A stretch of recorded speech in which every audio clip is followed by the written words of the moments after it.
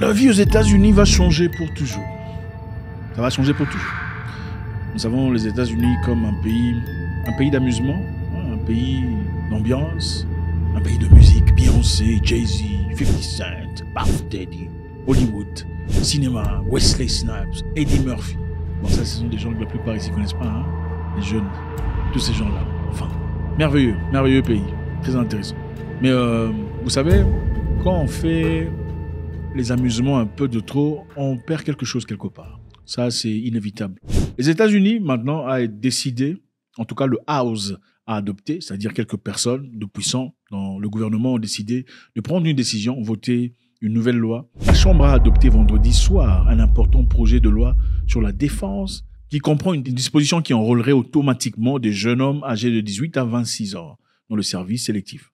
C'est-à-dire on va vous enrôler de force désormais de 18 à 26 ans à l'armée. Alors, personne ne s'y attendait, n'est-ce pas?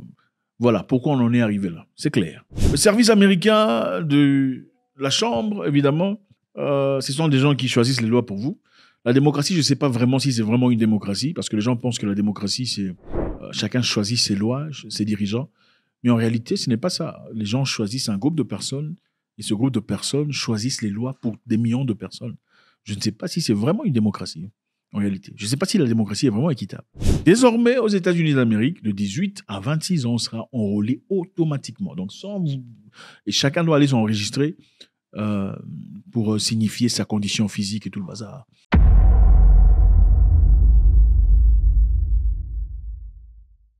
C'est la guerre en Russie. Je pense que beaucoup de personnes s'attendaient à un temps de résistance venant de Vladimir Poutine. Les gens attendaient plutôt que ça soit un pays qui s'ébranle très rapidement en Ukraine, avec la résistance européenne et l'OTAN, le soutien qu'on a accordé.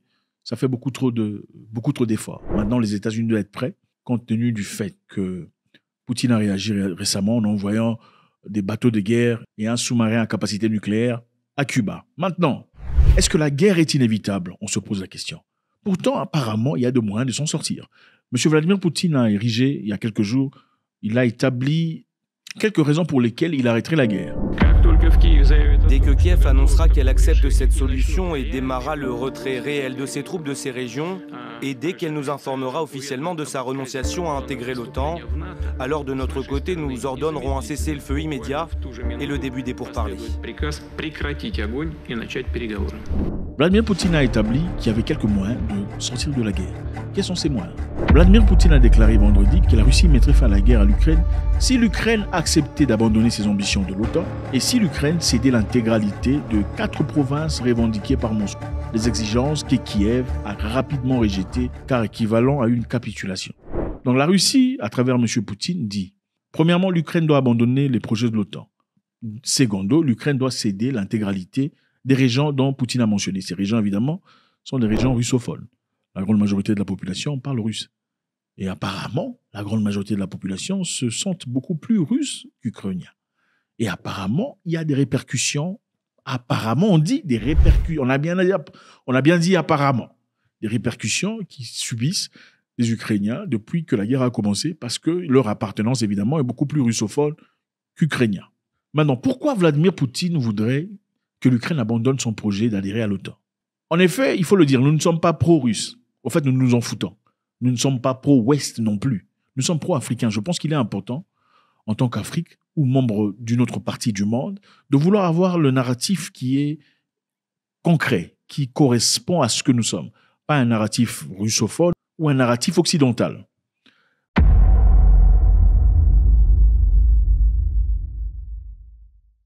L'histoire nous dit qu'il y a un moment dans le passé où les Occidentaux sont partis négocier avec les communistes de l'Union soviétique. À l'époque, Berlin était divisé en deux parties. Il y avait Berlin-Ouest et Berlin-Est. Berlin-Est était contrôlé par les communistes, donc l'Union soviétique. L'objectif était de demander à l'Union soviétique de céder Berlin. Et en retour, on leur accordait une assurance que l'Occident ou l'OTAN ne fera pas un seul pas, un seul centimètre vers l'Est. C'est-à-dire, donnez-nous le contrôle de Berlin, mais nous vous promettons en écrit que nous ne bougerons pas un seul centimètre vers l'Est. Alors à l'époque, Gorbatchev et Reagan ont agréé à cette histoire et on a signé un papier qui était secret. Mais malheureusement, quelques temps plus tard, apparemment, l'Occident n'a pas respecté sa part du contrat. On va écouter très rapidement ce que dit Bobby Kennedy dans cette histoire. Suivez. Putin every day says I want to settle the war. Let's negotiate. And Zelensky has said we're not going to negotiate. But in 92, the wall came down in the Soviet Union. Gorbachev said, I'm going to allow you to reunify Germany, but I want your commitment. After that, you will not move NATO 1 inch to the east. And we solemnly swore we wouldn't do it. Well, then in 97, we're going to move NATO 1,000 miles to the east and take 15 countries into it and surround the Soviet Union. We then overthrow the government. In 2014, they're elected government and put in a Western sympathetic government. Russia then has to go into Crimea because they have a port at Vladivostok. It's their only warm water port. Comme vous avez bien entendu, Bobby Kennedy dit que quelques années plus tard, après avoir agréé à cette histoire, l'OTAN a gagné 15 pays à l'Est. Donc, contrairement à ce qu'ils avaient promis aux Russes, malheureusement, ils n'ont pas fait, ils ont adhéré 15 pays dans leur organisation, violant ainsi leurs propres promesses. Il dit la raison pour laquelle la Russie est en train d'attaquer l'Ukraine aujourd'hui, c'est à cause de nous. C'est parce que nous avions promis à l'Union soviétique à l'époque que si on nous donnait Berlin, ou si on laissait Berlin libre, nous ne bougerons pas un seul centimètre vers l'Est. Mais comment ça se fait qu'aujourd'hui nous avons 15 pays déjà? C'est la raison pour laquelle les Russes sont là-bas, pour protéger leurs intérêts. Quel est leur intérêt? Leur intérêt, c'est la protection physique du pays. Numéro 2, c'est entrer au port de Crimée. Le port de Crimée est le seul port à eau douce que les Russes possèdent. Donc c'est une entrée stratégique pour eux. Il est donc important de ne pas laisser ça entre les mains. Alors qu'est-ce qui s'était passé à l'époque? Le président ukrainien à l'époque, en 2014, était un monsieur pro-russe. Apparemment qui était approché par les Européens. On l'avait financé des millions de dollars pour développer l'Ukraine. Au même moment, la Russie lui avait aussi proposé des millions de dollars. Et le monsieur a choisi les millions de dollars russes aux millions de dollars européens. Alors apparemment, l'Ouest a organisé le coup d'État qui s'était passé en Ukraine, établissant ainsi un nouveau président qui était beaucoup plus réceptif aux idéologies westernes.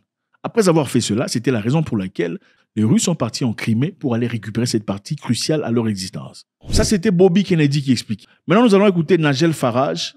Nigel Farage faisait partie du Parlement européen. Écoutons ce qu'il a dit. Just to make that worse, of course, some NATO members said they too would like the Ukraine to join NATO.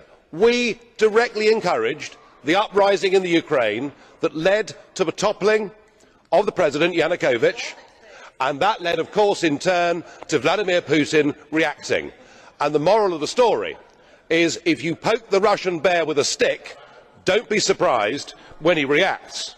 Il dit l'Occident a amené la guerre en Ukraine. C'est à cause de l'Occident que les Russes sont en Ukraine. Il dit que c'était la faute de l'OTAN que Poutine avait envahi l'Ukraine. Et là, il parle en 2014. Le coup d'État de l'Ukraine était sponsorisé par l'OTAN en 2014. Parce que l'OTAN voulait un président qui était réceptif aux idées occidentales. Celui qui était précédemment là était un pro-russe. Il fallait qu'on le change. Alors, malgré ce qui avait été promis dans le passé, ils ont quand même procédé à faire ce qu'ils avaient envie de faire, violant ainsi leurs propres promesses à l'Union soviétique à l'époque. Maintenant, nous allons écouter encore Nigel Farage en train d'expliquer ce qui se passe maintenant. I stood up in the European Parliament in 2014 and I said, and I quote, there will be a war in Ukraine. Why did I say that? It was obvious to me that the ever eastward expansion of NATO and the European Union was giving this man a reason to his Russian people to say they're coming for us again and to go to war. Il dit qu'il y aura la guerre en Ukraine. Parce qu'évidemment, quelqu'un a violé la loi, quelqu'un a violé ses propres promesses. Mais non, il est évident que beaucoup de personnes disent qu'il n'y a jamais eu de promesse. On n'avait jamais signé un papier disant qu'on ne bougerait jamais vers l'Est. Ce n'était pas vrai. Si vous regardez sur Twitter, vous allez voir un tweet de l'OTAN qui dit « Nous n'avons jamais fait de promesse de ne jamais prendre un seul centimètre vers l'Est ». Mais il y a un document secret maintenant disponible qui a été explosé. Ce document montre clairement que les représentants de l'OTAN à l'époque sont partis discuter avec l'Union soviétique, demandant ainsi que l'on libère Berlin. Et en retour, l'OTAN ne chercherait pas à accueillir un seul pays vers l'Est, ne bougerait pas d'un seul centimètre. Mais en réalité, aujourd'hui, il y a plus de 15 pays qui, à l'époque, faisaient partie de l'Union soviétique, qui sont maintenant intégrés à l'OTAN. Et ça, ce n'est pas un problème en soi. Le problème, c'est que si l'Ukraine fait partie de l'OTAN, les Russes pensent que ça représente un danger existentiel pour eux. Imaginez-vous qu'on place une bombe atomique à Kiev. Moscou serait à portée dans quelques minutes. Et ce serait incroyable. Pendant ce temps, les États-Unis sont à des milliers de kilomètres de distance. Et c'est la raison pour laquelle les Russes pensent, ça c'est d'après les Russes, qu'il est important pour eux qu'ils soient en Ukraine. M. Poutine pense que pour que la guerre se finisse, il faut que l'Ukraine abandonne son projet d'adhérer à l'OTAN. Et numéro 2, que l'Ukraine libère les régions de l'Est dont il contrôle qui sont pro-russes. pour que ceux-là qui sont pro-russes, qui sont d'après les Russes, maltraités, soient enfin en libération et appartiennent au pays dans lequel ils sont censés appartenir, ou un narratif occidental.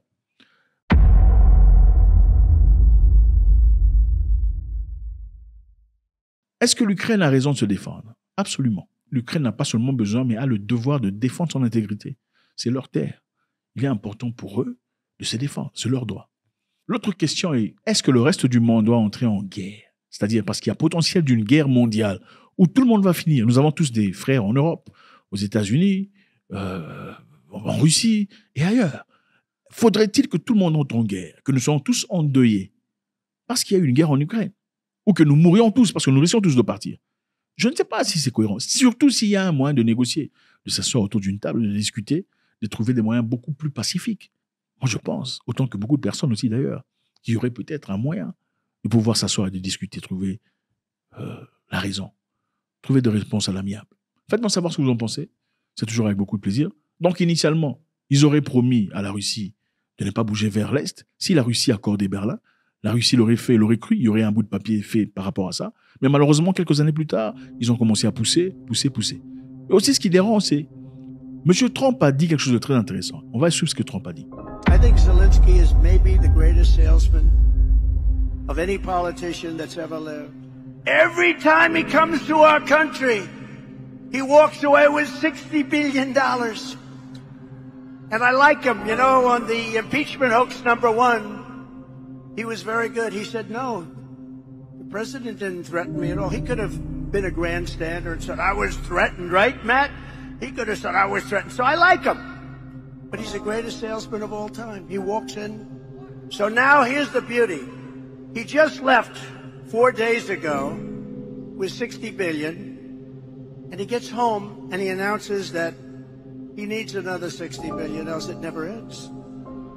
It never ends. I will have that settled prior to taking the White House as president-elect. I will have that settled. Gotta stop it. Would it never happen? M. Trump pense que M. Zelensky est un très bon vendeur. C'est un très bon salesman. Il sait comment vendre son histoire. Et à chaque fois qu'il quitte le pays, il quitte avec des milliards de dollars. A-t-il raison de le faire? Quelque part, on pourrait peut-être dire oui pour une personne qui défend sa patrie. D'une autre part, est-il vraiment essentiel? On se dit parce que nous savons qu'il y a une grande entreprise américaine qui a signé un contrat en Ukraine. C'est-à-dire cette entreprise va reconstruire les maisons détruites en Ukraine. C'est leur contrat exclusif. Et pour une personne qui se fait de l'argent en construction de maisons, c'est quoi le choix pour lui? S'il devrait construire entre 5 maisons et reconstruire 500 000 maisons, qu'est-ce qui est mieux pour lui en tant que businessman? Reconstruire 5 maisons ou en reconstruire 500 000? Évidemment, c'est le second qui serait le choix évident. Pourquoi? Parce qu'il faut se faire de l'argent. Et comment on aboutit à 500 000? Il faut que la guerre continue. Et je suis de ceux qui pensent que l'argent ne devrait pas être impliqué dans tout ce qui est catastrophique. Parce que si le catastrophe est accordé à l'argent, c'est-à-dire qu'il y aura plus de catastrophes, plus on a des catastrophes, plus on a des opportunités d'avoir de l'argent, plus ça ne s'arrête pas. God bless.